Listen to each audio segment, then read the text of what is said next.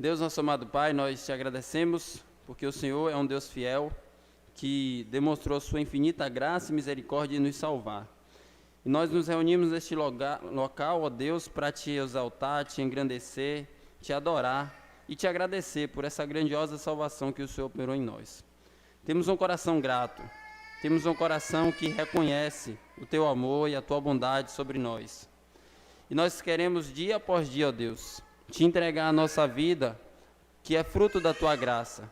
Queremos te exaltar, te engrandecer e viver para a tua glória.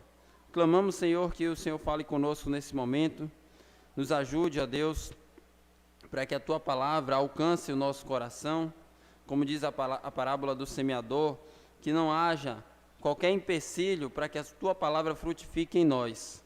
Nos ajude a nos concentrar, nos ajude a absorver, nos ajude, ó Deus, a receber essa palavra como vinda do Senhor, proveniente da Bíblia Sagrada. Oramos assim em nome de Jesus. Amém. Nós estamos refletindo juntos uma série sobre temor do homem. E eu já falei algumas mensagens aqui, espero que vocês tenham uma noção do que isso significa. Temor do homem é quando a opinião dos outros a nosso respeito pesa muito na nossa balança. É como a gente se importa demais com o que as pessoas pensam sobre nós. E a Bíblia diz que nós não devemos considerar ou ter o temor do homem. Vimos alguns exemplos, como Pedro, e outros exemplos, até mesmo negativos, como Herodes, etc., Pôncio Pilatos, etc. Hoje nós vamos ver uma temática que está presente na Bíblia, partindo do próprio Deus, e depois Deus usa as pessoas, que é a seguinte questão: o temor do homem e a confrontação do pecado. Alguns momentos Deus nos chama a confrontar o pecado, e nós vemos isso na Bíblia. Nós vamos começar com Mateus 18, depois nós vamos passar para outros textos. Mateus capítulo 18, vamos começar por esse texto e depois veremos alguns exemplos na Bíblia sobre esse tema.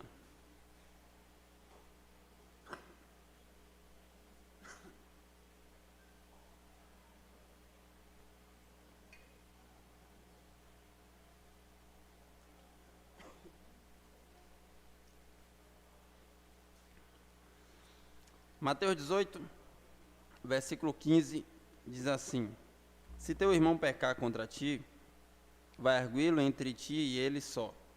Se ele te ouvir, ganhaste a teu irmão.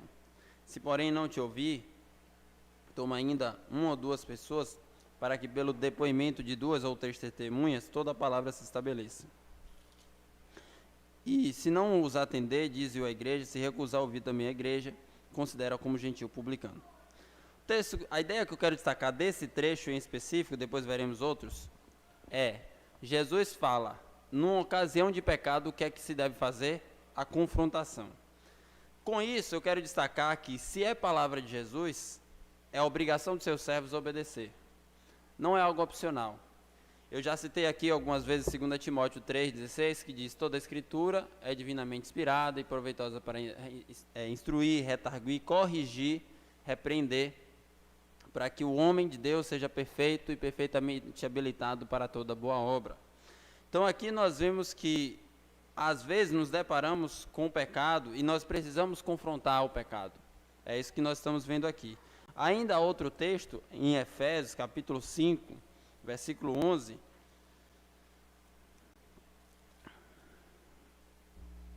Efésios 5, 11, que diz: e não sejais cúmplices nas obras infrutíferas nas trevas, antes, porém, reprovai-as.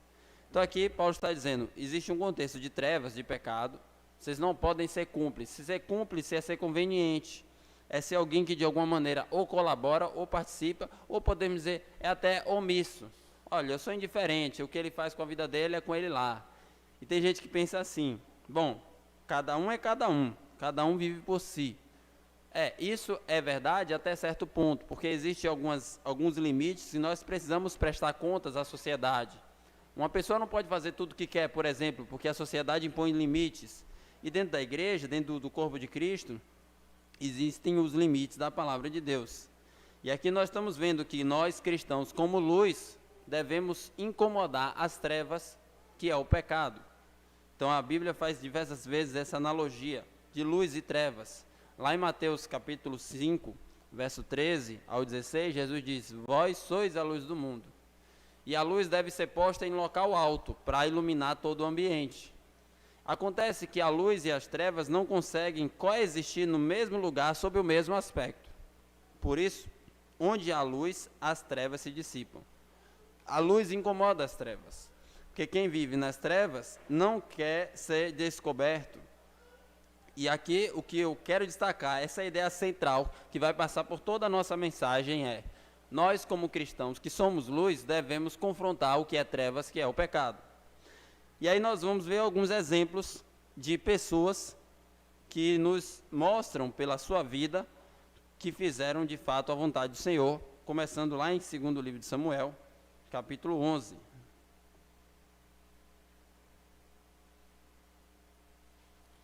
Segundo Samuel, capítulo 11.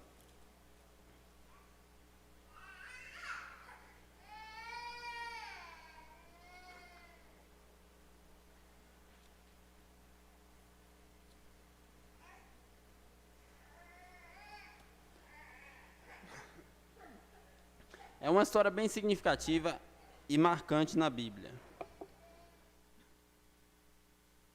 É a história de Davi, Batseba, Urias e depois chega Natã. Por vários elementos dessa história, ela é lembrada.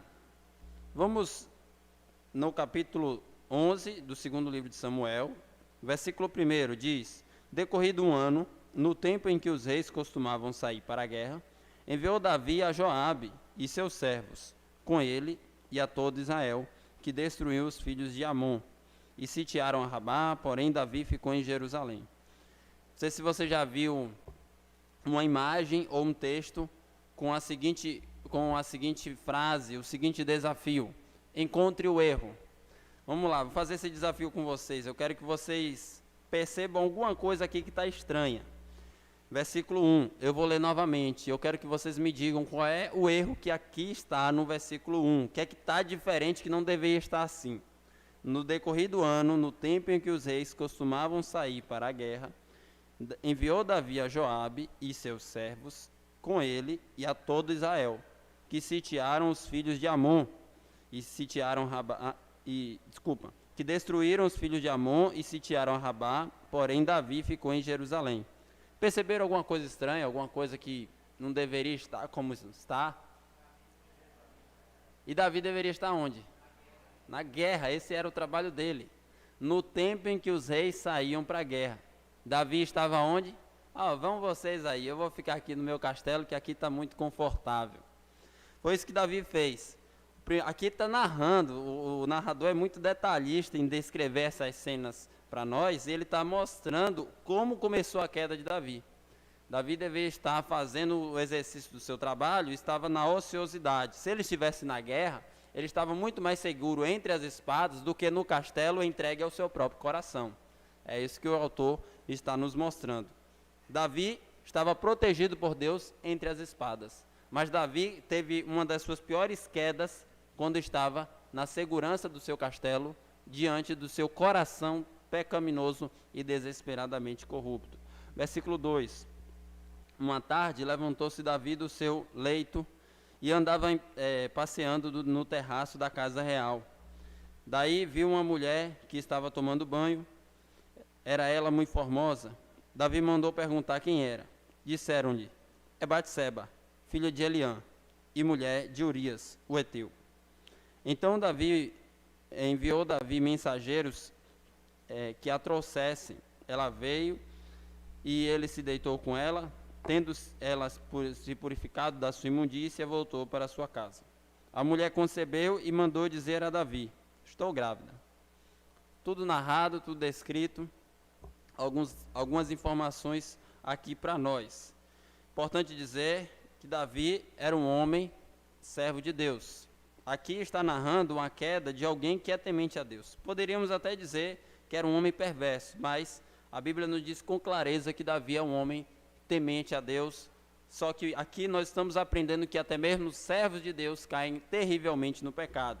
Essa é uma das principais lições que podemos extrair daqui. Davi estava ocioso, daí Davi cometeu o adultério, porém, com malícia, e eu estou resumindo o restante do capítulo, ele tentou encobrir o seu pecado. Ele recebeu essa notificação, ele pecou deliberadamente, consciente que ela era mulher de Urias. Então, o que é que ele fez? Urias, o heteu, que não era israelita, está na guerra em favor do povo de Israel. Manda chamar ele, fez alguma ocasião para embriagar ele e mandar ele de volta para sua casa. Urias até participou do que Davi propôs a ele naquela festa, mas não voltou para sua casa, ficou à porta do palácio, porque disse: eu não vou voltar para minha casa enquanto o povo de Israel está em guerra. Neste caso, Urias foi mais justo e temente do que o próprio Davi. Então, Davi insistiu e ele não foi para casa. Então, o último recurso de Davi para encobrir o seu pecado, porque o que Davi queria, na verdade, era que Urias voltasse para sua casa para pensar que o filho era dele.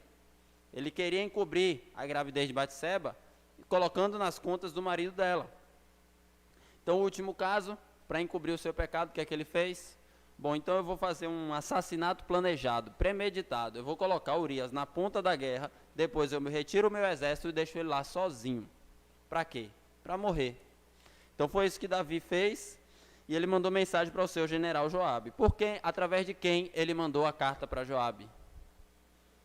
Através de Urias. Ele entregou a carta a Urias e disse: vá lá, entregue essa carta a Joabe. Nessa carta que estava a sentença de morte de Urias, um homem justo, idôneo, não abriu a sua própria sentença de morte e entregou a Joabe. E Joabe fez tudo conforme Davi ordenou. Pecado terrível, terrível. Não apenas o adultério, que segundo a lei já era passível de morte, como também o assassinato planejado. Foram graves pecados de Davi. Aí vale a pena dizer, antes de introduzir o nosso novo personagem aqui na cena, que Davi, como rei, ele era também uma espécie de juiz na nação, e ele emitia o juízo. Lembra de Salomão, naquela cena que é conhecida pela sabedoria de Salomão, que tinha duas mulheres que falavam, uma dizia: o filho é meu, a outra dizia: o filho é meu. Ele falou: então me dá uma espada, eu vou partir no meio. A mãe falou: não, deixa com ela. Então ele disse: o filho é daquela que não quis ver o menino perder a vida. Então o rei também fazia juízo e podia inclusive decretar a morte de alguém. O rei tinha essa autoridade naquele contexto, naquela época. E aí chega Natã, capítulo 12, verso 1. O Senhor enviou Natã a Davi. A primeira frase do capítulo descreve muito bem o seu conteúdo. O Senhor enviou Natã a Davi. É sobre isso que se trata o capítulo. Chegando Natã a Davi, disse-lhe: havia numa cidade 2 homens, um rico e outro pobre. Tinha o rico ovelhas e gado em grande número. Porém, o pobre não tinha coisa nenhuma, senão uma cordeirinha que comprara e criara, e que em sua casa crescera junto com os seus filhos, comia do seu bocado e do seu copo bebia, dormia nos seus braços e a tinha como filha. Vindo um viajante ao homem, não quis este tomar das suas ovelhas e do gado para dar de comer ao viajante que viera a ele, mas tomou a cordeirinha do homem pobre e preparou para o homem que lhe havia chegado. Então, o furor de Davi se acendeu sobremaneira contra aquele homem e disse a Natã: tão certo como vive o Senhor, o homem que fez isto deve ser morto. Quando Davi diz isso, eu vou fazer uma pausa, depois a gente continua a leitura. Quando Davi diz isso, ele não está apenas se emocionando e mostrando que está indignado. Ele está dando uma sentença. Ele está dizendo: olha, a sentença do juiz, que é o rei, é esta: esse homem vai morrer. E eu te digo tão certo que isso vai acontecer, que eu juro pelo nome de Deus, tão certo como vive o Senhor, este homem vai morrer. Natã, ele fez uma confrontação perfeita, porque ele colocou um espelho diante de Davi, e quando Davi emitiu o juízo que estava correto, Davi apontou para si mesmo. Continua o nosso texto dizendo: e pela cordeirinha restituirá 4 vezes, porque fez tal coisa e porque não se compadeceu. Então disse Natã a Davi: Tu és um homem. Assim diz o Senhor, Deus de Israel: Eu te ungi rei sobre Israel e te livrei das mãos de Saul. Dei-te a casa de teu senhor e as mulheres de teu senhor em teus braços. E também dei-te a casa de Israel e de Judá. E se isto fora pouco, eu teria acrescentado tais e tais coisas. Por que, pois, desprezaste a palavra do Senhor, fazendo o que era mal perante ele? A Urias, o heteu, feriste a espada, e a sua mulher tomaste por mulher, depois de o matar com a espada dos filhos de Amon. Agora, pois, não se apartará a espada jamais da tua casa, porquanto desprezaste e tomaste a mulher de Urias, o heteu, para ser tua mulher. Assim diz o Senhor: Eis que da tua própria casa suscitarei o mal sobre ti, e tomarei tuas mulheres à tua própria vista, e as darei ao teu próximo, ao qual se deitará com ela em plena luz deste sol. Porque o que tu fizeste em oculto, mas eu farei perante todo Israel e perante o sol. Então disse Davi a Natã: Pequei contra o Senhor. Disse Natã a Davi: Também o Senhor te perdoou o teu pecado, mas não morrerás. Mas posto que com isto deste motivo que blasfemassem os inimigos do Senhor, também o filho que te nascerá morrerá. Então Natã foi para a sua casa. A gente vê aqui uma confrontação bem precisa. Davi cometeu esses terríveis pecados que nós já lemos, mas o que eu disse, eu quero repetir. Davi tinha autoridade para julgar e condenar alguém. Quando eu digo isso, irmãos, nós devemos lembrar todo o trabalho que Davi teve para encobrir o seu pecado, matando inclusive o próprio Urias. Quando Natã chega diante de Davi para confrontar o pecado dele, não seria mais trabalho, ou não seria... ele já estava com a mão toda suja de sangue, ele poderia simplesmente mandar matar o próprio Natã também, no propósito de encobrir o seu pecado. Então, quando Deus manda Natã fazer isto, essa confrontação, a responsabilidade de Natã era correndo o risco de vida. Ele tinha altamente um risco de vida, porque ele estava diante de um homem que queria encobrir o seu pecado, e que esse homem era um assassino, disposto a encobrir o seu pecado. Mas Natã foi fazer a sua missão.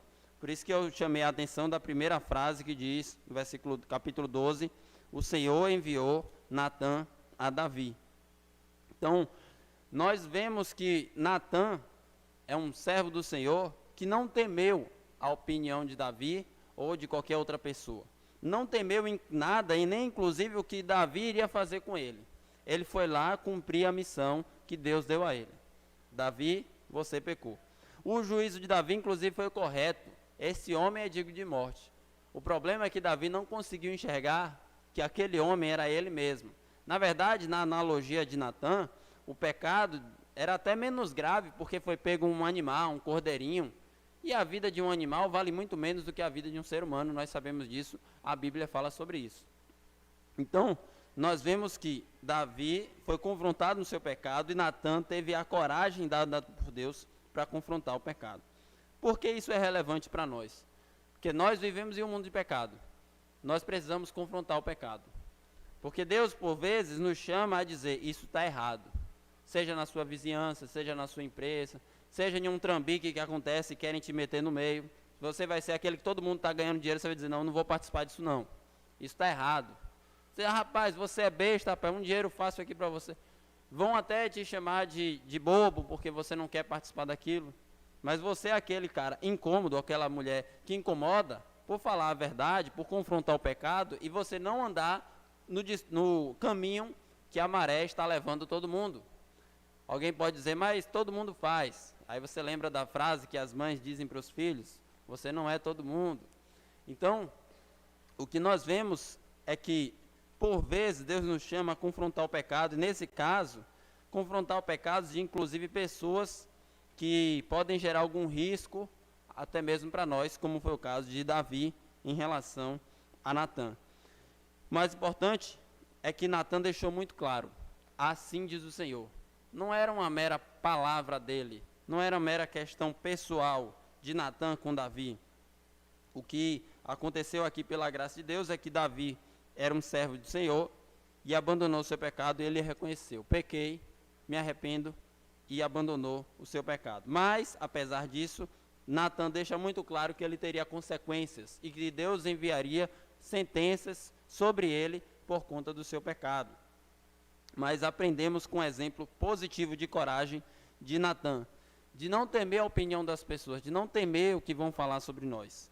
E isso nós podemos e devemos usar em diversos momentos. Por isso que nós começamos com Mateus 18 e Efésios, que fala: não sejam cúmplices das obras das trevas, mas reprovem. Pessoas que usam o pecado, pessoas que vivem no pecado, pessoas que, em qualquer contexto, você que vai pensar onde você vai aplicar, seja no seu trabalho, seja na sua vizinhança, ou na sua família, ou em qualquer contexto, até mesmo na igreja. Você que vai pensar onde Deus me chama a confrontar o pecado. E aí vamos para um próximo exemplo também de pessoa que correu risco de vida, neste caso, perdeu a própria vida. Lá em Mateus capítulo 18.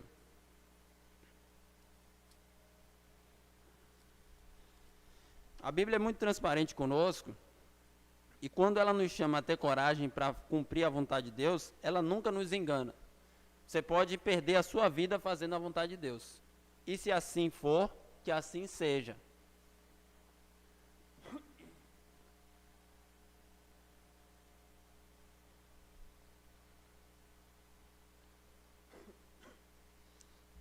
Mateus capítulo 14, verso 1. Por aquele tempo, ouviu o tetrarca da Herodes a fama de Jesus, e disse aos que o serviam: este é João Batista, ele ressuscitou dentre os mortos, e por isso nele operam forças miraculosas. Porque Herodes havia prendido e atado a João e o metera no cárcere, por causa de Herodias, mulher de Filipe, seu irmão. Pois João lhe dizia: não te é lícito possuí-la. E querendo matá-lo, temia o povo, porque o tinha como profeta. Ora, tendo chegado o dia natalício de Herodes, dançou a filha de Herodias diante de todos, e agradou a Herodes, pelo que prometeu com juramento dar-lhe o que pedisse. Então, ela, instigada por sua mãe, disse: dá-me aqui, num prato, a cabeça de João Batista. Entristeceu-se o rei, mas por causa do juramento e dos que estavam com ele à mesa, determinou que lhe a dessem. E deu ordens e decapitou a João no cárcere. Foi trazida a cabeça num prato e dada à jovem, que levou a sua mãe. Então vieram os seus discípulos e levaram o corpo e o sepultaram. Depois foram e o anunciaram a Jesus. Aqui nós vemos João Batista, que era um homem destemido, um homem desagradável para a maioria das pessoas. Mas na sua época as multidões o seguiam. Se João Batista aparecesse hoje pregando no nosso contexto, ele não iria agradar muitas pessoas. As pessoas hoje preferem os coaches, os pregadores da prosperidade, os milagreiros, essas pessoas aí que entregam o que as pessoas querem. Segundo Paulo, amontam comichões nos ouvidos das pessoas conforme as próprias concupiscências delas. Mas aqui é João Batista, que a sua mensagem era: arrependam-se e creiam no Evangelho. A mensagem de João Batista é de confrontação. Arrependam-se porque o reino do céu está próximo. E as multidões começavam a seguir. No meio das multidões chegavam então os fariseus, e João Batista, para serem batizados, inclusive, João Batista disse para eles: raça de víboras, quem vos ensinou a fugir da ira vindoura? Vocês não fiquem dizendo entre si que tem por pai Abraão, porque até dessas pedras Deus pode suscitar filhos a Abraão. João Batista era um homem que foi enviado por Deus para preparar o caminho para Jesus. E a sua mensagem para preparar o caminho para a chegada de Jesus é o arrependimento. Arrependimento, irmãos, é confrontação do pecado. É você dizer: abandone o que você está fazendo, vivendo, e passe a fazer as coisas como Deus quer. Essa era a mensagem de João Batista. Ele era tão sério no seu compromisso com Deus, que ele aplicou isso, inclusive, ao governante da sua época. Herodes vinha de uma família de pessoas terríveis. Pessoas completamente comprometidas com o mal. Pessoas que não tinham temor nenhum de matar alguém se suspeitavam que essa pessoa queria tomar o seu trono. Nós lemos hoje pela manhã no capítulo 2 de Mateus, sobre um Herodes que mandou matar, na verdade nós não lembramos, mas eu citei, mandou matar criança de 2 anos para baixo, porque ouviu falar de um recém-nascido rei dos judeus. Então ele pensou que esse recém-nascido iria tomar o seu trono, tentou matar todo mundo para alcançar, matar esse bebê. E aqui esse homem morreu, passou-se a sua geração, dividiu-se sua região em 4 regiões, e um desses seus filhos, chamado Herodes também, um de seus descendentes, ele também era um homem sanguinário. João Batista o confrontou, e o confrontou tocando o dedo na sua ferida, expondo diante de todos, dizendo: não te é lícito possuir essa mulher. Herodias, por que não era lícito? Porque essa mulher é esposa do seu irmão. Então João Batista ele faz uma confrontação direta, ele não se importa com os riscos de vida. E naquele contexto, João Batista já sofreu um dano. Qual foi o seu dano? Ele foi preso. Herodes mandou prender João Batista, e na verdade Herodes queria matar João Batista, só que Herodes não fez isso, porque ele temia o povo. Mas João Batista não se importava com a opinião das pessoas. João Batista não se importava em ser desagradável. João Batista, eu disse que ele era um cara que certamente não se importava com a opinião das multidões. Ele andava no deserto, ele comia gafanhoto e mel silvestre, ele se vestia de peles de camelo. Ele era um cara, entre aspas, estranho. Ele era um cara que não era o popular, aquela pessoa famosa no sentido de que é atrativa aos olhos. Mas ainda assim, com todo esse perfil, ele atraiu as multidões para o deserto. Ele não andava nas cidades, ele andava no deserto, e as multidões foram para o deserto ouvi-lo, ouvir a sua mensagem de arrependimento. E ele não temia o que as pessoas iam dizer. Ele confrontou o pecado do próprio Herodes. Mas e se Herodes não gostar? E se Herodes mandar me matar? Ele fez o que devia fazer. Então ele confrontou o pecado de Herodes. Como resultado, nós lemos, ele perdeu a sua cabeça, ele perdeu a sua vida. Aqui, irmãos, é uma lição muito grande para nós, que às vezes fazer a vontade de Deus nos traz danos severos. Imagine, por exemplo, se fosse o plano de Deus para a sua vida fazer a vontade dele, e nesse processo você perder a sua cabeça. Quem aqui poderia dizer amém? Eu ouço um grande silêncio. Então, essa é a questão. Nós costumamos a nos empolgar com as bênçãos que vêm de Deus, e glória a Deus, amém também. Mas e se for o plano de Deus que a gente, cumprindo a vontade dele, sofra nesse processo? Podemos dizer amém igualmente, porque no final das contas o que mais importa não é a nossa felicidade, mas é fazer a vontade do Senhor. No final das contas, o que mais importa não é se nós estamos alegres, mas é se Deus está satisfeito com a nossa conduta. Podemos dizer que Herodes estava muito feliz com o seu reino, tendo suas festas, seus pecados, e João Batista estava preso. Mas a pessoa mais plena, de fato, mais realizada, era João Batista, por estar fazendo a vontade de Deus, do que o próprio Herodes. E aqui nós vemos, irmãos, fazer a vontade de Deus pode nos trazer riscos. Se você hoje confrontar o pecado de certas pessoas ou falar certas coisas, isso é uma questão real, viu? Não pense que é algo que está só na Bíblia. Toda a história cristã, nós enfrentamos esse problema. Nós estamos falando de Brasil, um país onde há liberdade, mas no outro lado do mundo você não pode afirmar que Jesus é o Senhor, que você vai correr risco de vida. Não é uma questão que nós enfrentamos com tanta urgência nessa geografia do Brasil. Mas em países muçulmanos, em países socialistas como Coreia do Norte, você não pode afirmar que a Bíblia é a palavra de Deus e nem que você é um cristão, senão você corre sério risco de vida. Aqui, você tem certas coisas que está virando dogma e você vai ter dificuldade de afirmar porque as pessoas querem criminalizar a verdade ou a própria palavra de Deus.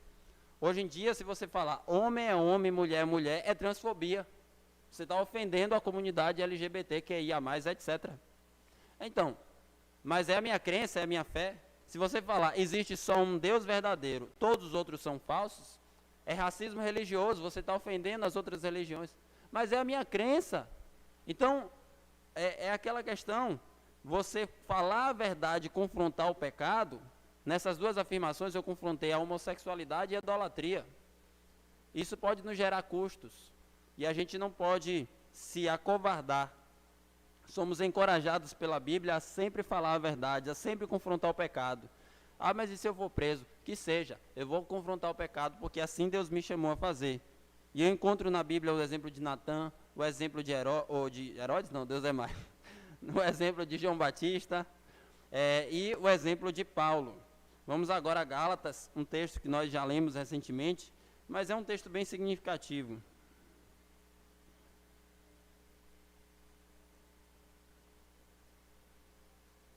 Gálatas capítulo 2, verso 11.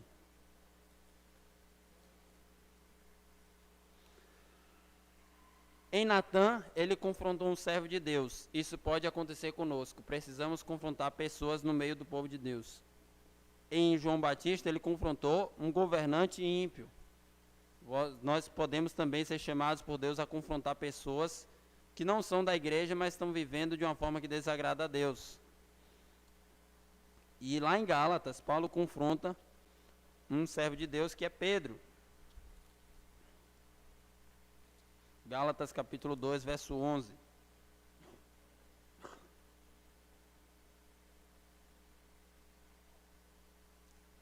Diz assim, até o 14.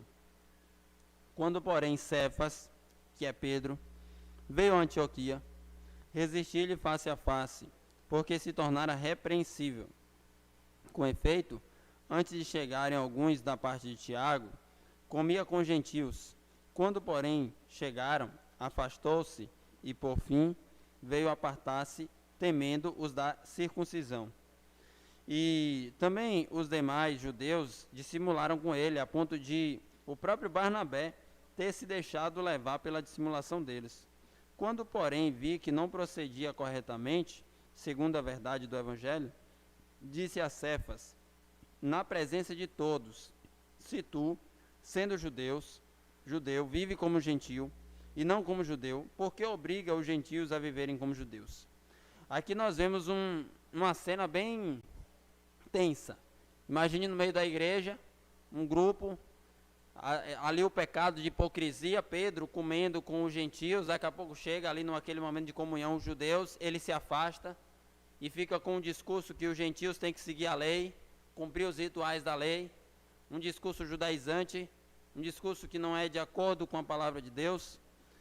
Paulo observa aquilo tudo, Paulo está quieto, olhando a cena, ele vai lá na frente de todo mundo para e vê aquela cena, e ele, cara a cara com Pedro, ele diz, isso que você está fazendo está errado. Alguém poderia questionar, bom, mas Pedro andou com Jesus antes de Paulo, mas Pedro viveu com Jesus na verdade. Alguém poderia dizer, inclusive, que Pedro era um apóstolo antes de Paulo. E aqui nós vemos que a tentação do temor do homem seduziu o coração de Pedro. Pedro tinha essa luta, nós vimos já uma mensagem em relação a ele. E isso pode acontecer conosco também. No meio da igreja, irmão, essa cena que nós acabamos de ler aconteceu no meio da igreja. Nós podemos ter a tentação de agradar as pessoas e superestimar a opinião dos outros a nosso respeito, fazendo coisas que não devem. Você pode dizer, não, nessa tentação eu não tenho. Bom, Pedro tinha, talvez você seja mais santo que ele, é verdade. Todos nós temos, essa é a realidade. Então, aqui nós vemos que nós devemos lutar contra essa tentação do temor do homem, da opinião das pessoas. Ser controlado pela opinião dos outros a nosso respeito. Já Paulo vencia essa luta e não se importavam com o que ia achar sobre ele. Paulo era aquela pessoa que falava o que tinha de falar. Ah, mas e se o Pedro não gostar? E se as pessoas não gostarem? E se o Barnabé não gostar? Eu vou falar o que eu tenho que falar. É isso e ponto final. Então Paulo, diante de Pedro, confrontou seu pecado diante de todos. E aí eu disse que era uma cena muito tensa, porque você está aqui diante de dois apóstolos, né? E de uma discussão pública. Não tanto discussão, mas de uma confrontação pública. Porque Paulo fez isso diante de todos, porque o pecado de Pedro era de hipocrisia pública. Ele se tornou irrepreensível. E aqui nós vimos que era algo que não devia fazer, e nós devemos fazer o que é certo, confrontar o errado, confrontar o pecado, mesmo quando isso esteja contra a opinião do grupo ou da maioria. Nós encontramos vários exemplos para finalizar aqui a nossa lista de exemplos, nos profetas. Se você lê o Antigo Testamento, você vai encontrar vários e vários exemplos. Eu já disse isso aqui algumas vezes. Hoje em dia todo mundo quer ser profeta. Hoje em dia ser profeta é gourmetizado, é bonitinho. Qual é o seu título? Eu sou profeta. Bota um terno e gravata, anda todo engomado, uma Bíblia. Sou profeta que faz isso, acontece. Mas no Antigo Testamento, a missão do profeta não era essa que você acha tão brilhante e gourmetizada, não. O profeta no Antigo Testamento era aquele que todo o povo estava vivendo no pecado e Deus diz, vá lá e confronte. E muitos deles morreram nesse processo. Então ser profeta no Antigo Testamento não era fácil. O profeta tinha uma missão de ser zombado, ridicularizado, as pessoas davam risadas. Essa era a missão do profeta. Podemos encontrar vários deles, é só você ler o Antigo Testamento. Isaías, Jeremias, Elias, todo Israel estava no pecado. Elias chegou e disse, olha, vocês estão vivendo no pecado. Deus manda dizer que não vai mais chover para vocês pararem de adorar esse Deus falso chamado Baal. E não choveu, o pessoal começou a odiar Elias. E Elias faz um desafio. Tragam aqui os profetas de Baal. Trouxeram 450. Eles contra mim. Elias então fez um desafio. 450 profetas do Deus falso chamado Baal contra ele. Mostrando que ele não temia a opinião da maioria das pessoas, ele não temia nem o rei de Israel, não temia ninguém. O rei de Israel, Acabe, era ímpio, perverso, pecador. A sua esposa era terrível, Jezabel. E Elias confrontou o pecado de todo mundo. Elias falou, está todo mundo errado, tem que se voltar e adorar o Deus de Israel, o único que é digno de ser servido. E nós encontramos o maior exemplo disso na Bíblia, se Deus assim nos permitir, veremos numa mensagem posterior, que é o Senhor Jesus Cristo. A primeira mensagem de Jesus era a mesma de João Batista. Arrependei-vos, porque o reino do céu está próximo. Jesus é aquele que confrontava o pecado. Jesus confrontou o pecado de Pedro, Jesus confrontou o pecado dos seus discípulos, Jesus confrontou o pecado dos fariseus, dos saduceus, de Herodes, chamando de raposa. Jesus confrontou o pecado de várias pessoas. Se você é um cristão, discípulo de Jesus, e quer se parecer com ele, confronte o pecado. Porque Jesus fazia isso. Jesus não era conveniente com o pecado. Alguém pode dizer, irmão, mas ele andava com publicanos e prostitutas, pessoas que abandonavam sua vida de pecado. Inclusive, quando foi posto diante dele uma mulher pega em adultério, ele falou, vá e não peques mais. Ele não falou, vá e continue pecando. Vá e não peques mais. Então, o encontro com Jesus faz essa transformação de mudança de vida a ponto da pessoa abandonar os seus pecados. E aqui nós vamos a algumas aplicações a partir desses exemplos, dessas pessoas, Natã, Jesus, Jeremias, Isaías, Paulo e João Batista. Primeiro exemplo, primeira aplicação que nós extraímos para nós. Nós temos o dever de não ser cúmplices do pecado. Precisamos confrontar o pecado de qualquer pessoa. A começar, como nós vimos, de Davi, que era um servo de Deus, ou de Pedro, que também era um servo de Deus. Nós somos cristãos e como cristãos precisamos corrigir uns aos outros. E isso, irmãos, é um processo de amor. Eu já ouvi uma frase que eu guardei, que disse, os seus melhores amigos não são aqueles que dizem o que você quer ouvir, mas são aqueles que te dizem o que você precisa ouvir, a verdade. O provérbio diz, leais são as feridas do amigo. É aquele que diz assim, não tem problema nenhum em dizer, rapaz, você está errado.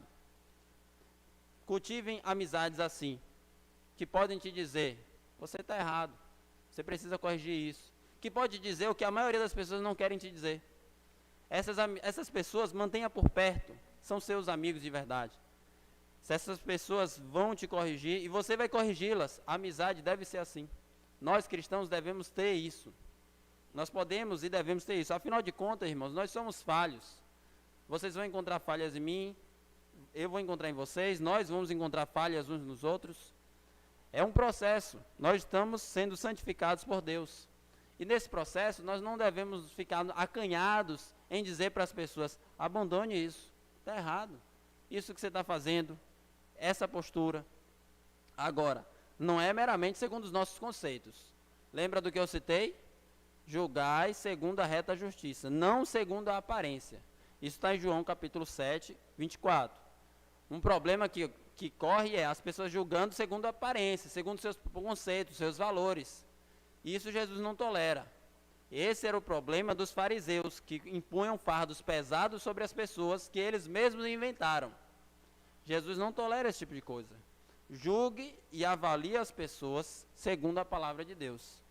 E nós devemos confrontar os pecados uns dos outros. A Bíblia nos chama a isso. Jesus nos chama a isso lá em Mateus 18. Nós precisamos confrontar. Esse é o relacionamento entre os irmãos. Veja, por exemplo, Hebreus, capítulo 10.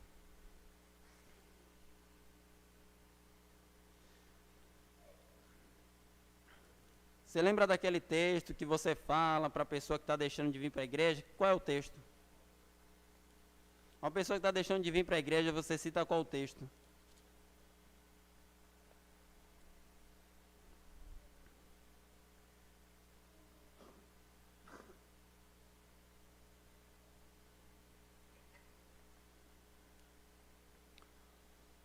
Hebreus 10, 25. Não deixemos de congregar-nos como é costume de alguns. Antes, vamos até aqui. Olha só. Ele está dizendo, o autor aos Hebreus está fazendo uma confrontação a pessoas que naquele contexto estavam deixando de congregar, estar junto com a comunidade. Então, não deixem de congregar, ele está dizendo. Porém, antes, ao contrário disso, façamos admoestações, tanto mais quanto vedes o dia se aproxima. O contrário de deixar de congregar não é apenas congregar e estar junto, mas é viver em comunidade a tal ponto de admoestarmos uns aos outros. É você ter amizades tais que você pode admoestar seu irmão e ser admoestado por ele. Congregar também é isso. Não é apenas você vir para a igreja e estar junto dentro do mesmo auditório, mas é também você admoestar uns aos outros. É o contraste aqui do nosso texto. Afinal, como cristãos, nós temos a mesma Bíblia como palavra de Deus. E como cristãos, nós podemos dizer, meu irmão, você pode melhorar aqui. E como eu disse, isso é um ato de amor. Não é uma ofensa. Não entenda como sendo ofensa se alguém te mostrar na palavra de Deus algo que você precisa corrigir. Isso é Deus falando através daquele servo. E nós precisamos ser usados por Deus e também aprender a receber a confrontação por causa disso. E vamos agora à segunda aplicação, que nada mais é do que o Evangelho. Se você parar para pensar, a mensagem do Evangelho é uma mensagem de confrontação. Eu citei João Batista e citei Jesus. Quando você prega a mensagem do Evangelho, não existe Evangelho sem confrontação. Essa semana eu vi um vídeo de uma jovem pregadora chamada Vitória Souza. Ela fala assim, eu peguei a limusine em Balneário Camboriú e evangelizei. Aí o evangelismo dela é sair gritando pelo teto solar da limusine, Jesus te ama, Jesus te ama, Jesus te ama. Bom, não existe evangelho sem arrependam-se e creiam no evangelho. E creiam em Jesus Cristo. Não existe o evangelho sem arrependimento, sem confrontação. Não é só você chegar para dizer para a pessoa, Jesus te ama, ponto. Aqui eu não estou discutindo o amor de Jesus, eu estou dizendo que sem confrontação do pecado, sem chamar a pessoa ao arrependimento, não existe evangelho, não existe salvação. A mensagem de Jesus, a mensagem de Atos, leia Atos. Qual era a mensagem que os apóstolos pregavam?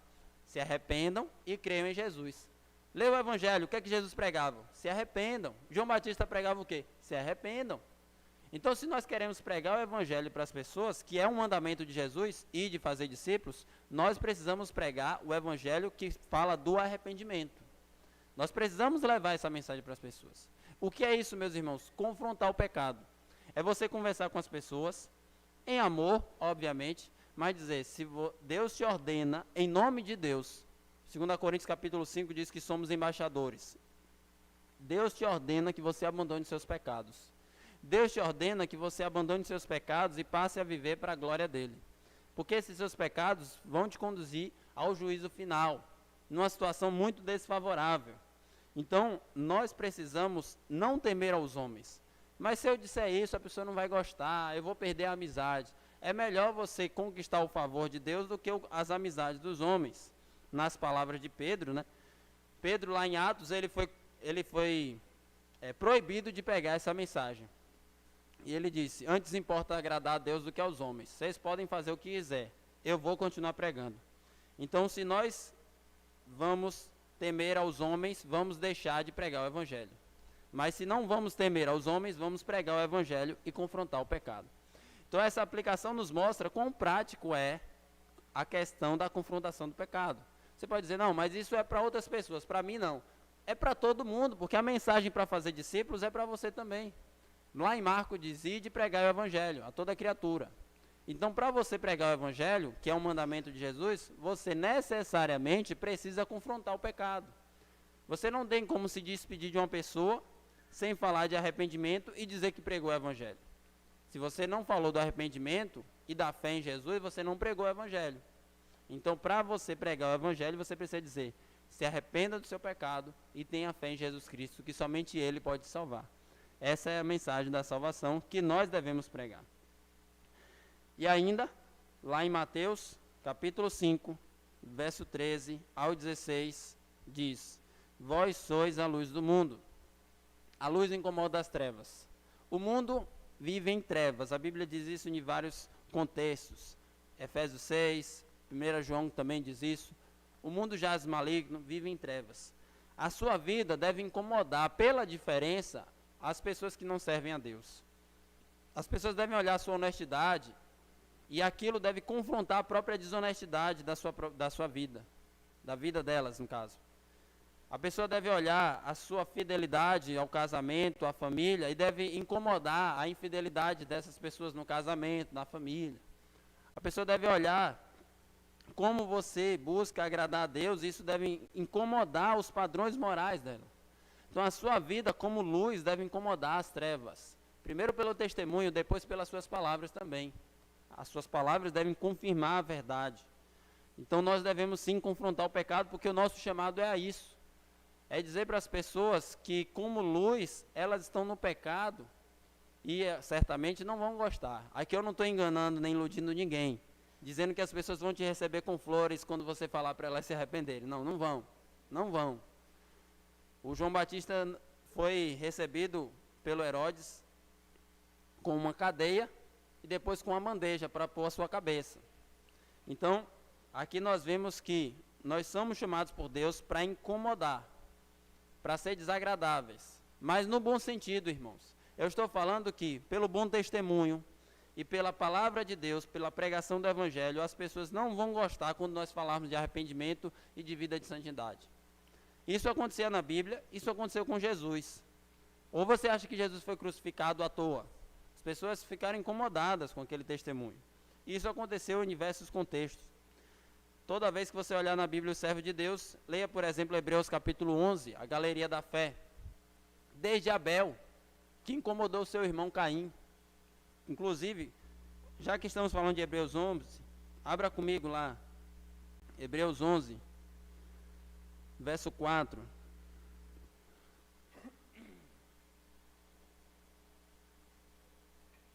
Estamos falando do início do mundo. Hebreus 11, verso 4. Pela fé, Abel ofereceu mais excelente sacrifício do que Caim, pelo qual obteve o testemunho de ser justo, tendo a aprovação de Deus quanto às suas obras. Por meio dela, também mesmo depois de morto, ainda fala. Abel fez o que agradou a Deus, Caim não. E o que é que isso resultou na vida de Abel? Morte. Caim matou Abel. Então, pelo seu mero testemunho, isso incomodou. Abel incomodou Caim. Como foi que Abel incomodou Caim? Fazendo o que era certo. Caim não fez o que era certo. Então aqui a gente vê isso. Se você fizer o que é certo, agradar a Deus, viver de acordo com a palavra de Deus, o mundo não vai gostar. Jesus falou, não se escandalize ou se espante se o mundo vos odeia, porque ele me odiou primeiro. Ou também, nas palavras de Jesus, no mundo tereis aflições, mas tende bom ânimo, porque eu venci o mundo. E por fim, quero finalizar, não sei se aqui temos alguém que ainda não conhece no seu coração o Evangelho do Senhor Jesus Cristo. Essa última palavra é para você. Eu quero dizer que toda a sua vida não faz sentido se não for para o Senhor Jesus Cristo. Pode ser uma palavra dura, uma palavra que chame a você a abandonar todos os seus pecados, mas é a maior palavra de amor que você pode ouvir. É uma palavra que te diz: abandone os seus pecados, abandone os seus falsos ídolos, ou os seus falsos deuses, os seus ídolos. Abandone tudo aquilo que te afasta de Deus. Abandone o seu próprio padrão moral. Abandone a sua tentativa de ir a Deus pelos seus esforços religiosos. Abandone tudo aquilo que você constrói como objetivo da sua vida. E busque o sentido da sua vida no Senhor Jesus Cristo. Somente nele. Essa mensagem para você é: se arrependa dos seus pecados. Tenha fé no Senhor Jesus Cristo, porque Ele pode produzir transformação e vida eterna. Eu não estou aqui apenas dizendo que você deve abandonar tudo que você tem como pecado. Isso é importante. Mas o mais importante é: deposite sua fé e esperança no Senhor Jesus Cristo. Porque Ele te transforma e produz salvação. Ele não está te fazendo perder tudo para não ganhar nada. Ele te faz perder tudo para ganhar algo muito melhor, que é Ele e a sua presença. Te dá a salvação e a vida eterna. Então o Senhor Jesus, neste momento, como diz Paulo, roga por meu intermédio, se arrependa, volte-se para Ele em fé e arrependimento, que você obterá salvação e vida eterna. Essa é a palavra de Deus a todos aqueles que ainda não creram no Evangelho. Que Deus aplique a sua palavra, meus irmãos, em nosso coração e nos ajude a, no devido tempo, fazer a vontade dEle. Nós observamos hoje a confrontação do pecado e o temor dos homens. Eu disse que isso pode ser aplicado no seu trabalho, na sua vida, na sua vizinhança, na sua família, na sua igreja, em qualquer contexto.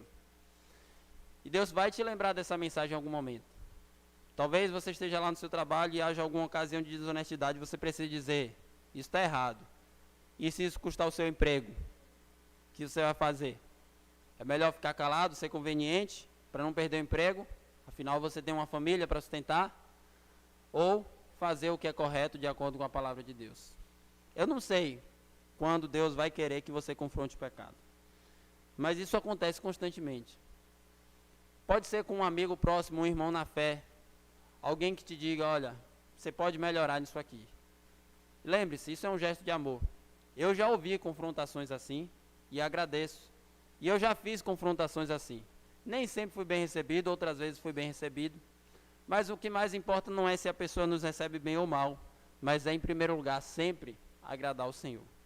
Que Deus nos capacite para cumprir essa missão que Ele nos confia, de ser sal na terra e luz neste mundo, fazendo sempre a vontade de Deus. Amém. Vamos orar para que Deus aplique sua palavra em nosso coração. Deus, nós te agradecemos pela tua palavra. Te agradecemos porque através dela o Senhor mesmo nos confronta. E por isso nós pedimos perdão pelos nossos pecados. É uma mensagem dura, Senhor, porque lamentavelmente, com muita tristeza e dor no coração, nós somos pecadores. Nós não somos santos, perfeitos, melhores do que os outros. Não somos juízes das pessoas. Somos pecadores que somos confrontados pelo Espírito Santo. Por isso nós te pedimos perdão pelos nossos pecados. Nos ajuda em nossas falhas e nossos erros. Nos ajude a melhorar e a nos parecer mais com o Senhor Jesus Cristo. E quando necessário, Senhor, nos dê o poder e o temor do Espírito Santo para confrontar o pecado. Não porque queremos julgar as pessoas, mas porque queremos levar a tua palavra. Seja na pregação do Evangelho, onde convoca o pecador a se arrepender e a depositar a fé e a esperança no Senhor Jesus. Nos dê a ousadia, a intrepidez e o poder no Espírito Santo para isso. Porque nós sabemos que somente assim as pessoas poderão ser salvas, abandonando a vida de pecado e se voltando para Deus. Nos ajude, Senhor, como diz Provérbios, a causar feridas leais nos amigos, a cultivar amizades onde podemos confrontar e sermos confrontados, amizades com cristãos verdadeiros, que não nos preocupamos se vão se incomodar quando nós falamos uma palavra de confrontação ou quando nós ouvimos uma palavra de confrontação. Essas são as amizades verdadeiras que nós pedimos ao Senhor, que nós venhamos cultivar e dar valor. Nos ajude, ó Deus, para que em nossa comunidade, nossa igreja, essa seja uma verdade. Que habite aqui o Espírito Santo, fazendo sempre a tua palavra prevalecer.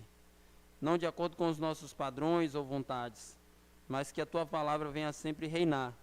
Porque nós pertencemos ao Senhor. Nós somos o teu povo, nós somos ovelhas tuas. O Senhor é o nosso pastor e nada nos faltará. Nós confiamos no Senhor. Nós clamamos para que o Senhor faça a tua vontade em nós, para que nós possamos assim juntos glorificar o teu santo nome. Oramos assim em nome de Jesus. Amém.